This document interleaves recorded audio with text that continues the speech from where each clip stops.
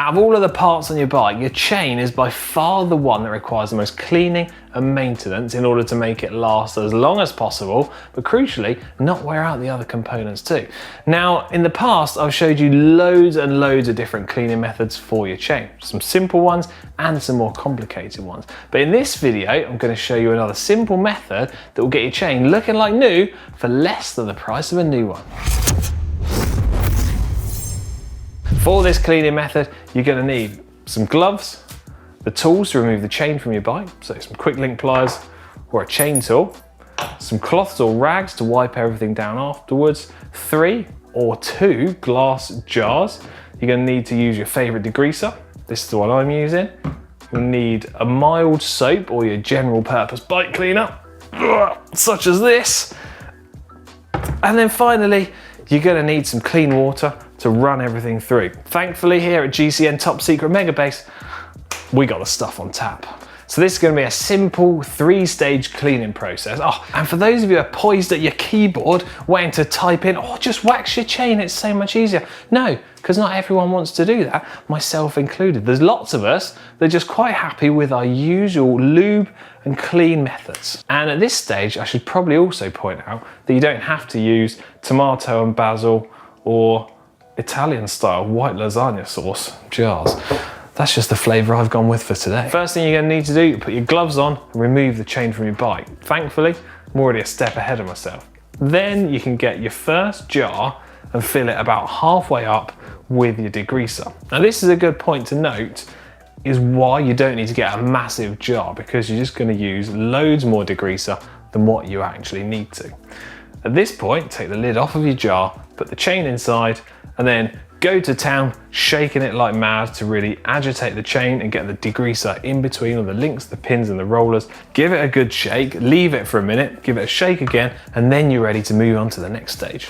While I'm letting the degreaser work its magic, there is a reason why I'm using a glass jar and not a plastic bottle or a container, and that is because glass is inert, meaning the degreaser or whatever we put inside isn't going to react with the container. Basically, just do your best bartender impression and pretend that you're at the beach making cocktails for everyone. Nice.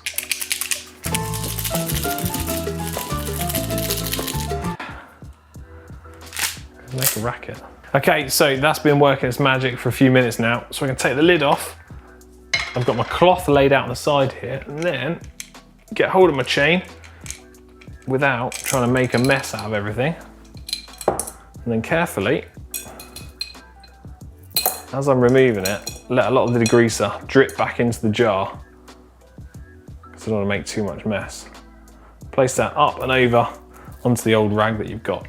At this stage of the process, you can assess the chain and decide if it's clean enough or not, because if it was particularly dirty when it's gone in, you might just need to give it all a little rub with one of the old cloths and rags that you have, then pop it back in and repeat the same process again. Thankfully, because of my incredibly well-maintained bike, this chain has actually come out quite well. So I'm going to wipe it all over with the rag and then set this jar aside, because the degreaser inside, although it might look a bit cloudy, that's got another few uses in it for sure. So you can reuse this stuff and save it for next time. Now then, as far as I'm concerned, this chain is looking about as clean as I was hoping to get it. So I've wiped most of the degreaser off and removed most of it from the chain. And the next stage of the process is to get our sort of more mild soap or general purpose bike cleaner, and then pop the lid off, repeat the process, so drop our chain inside and let that do its magic as well. Now the reason we're doing this is to add an extra stage of cleaning to try and get the chain even shinier, and also using this general purpose cleaner is going to flush out, wash out any more of that degreaser that we haven't already wiped off. So same principle, leave it for a few minutes and then take the chain back out.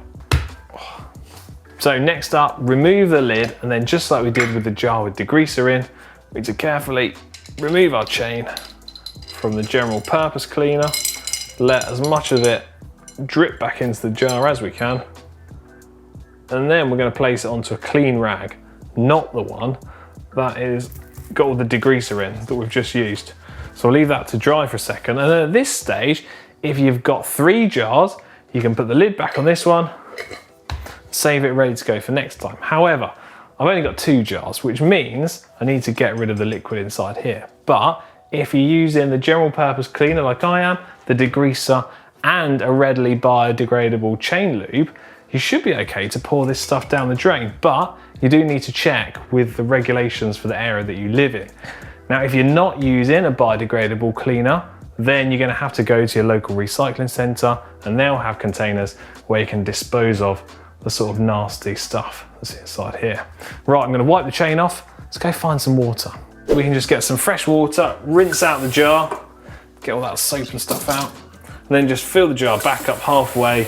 Nothing fancy, just your normal tap water. Although Ollie did tell me that if you fill it up with fizzy San Pellegrino, it saves 10 watts in chain efficiency, or, well, so tried to convince me anyway. So we can put our chain back in the fresh water just for its final rinse, just to make sure there's none of that soap and cleaner left in there.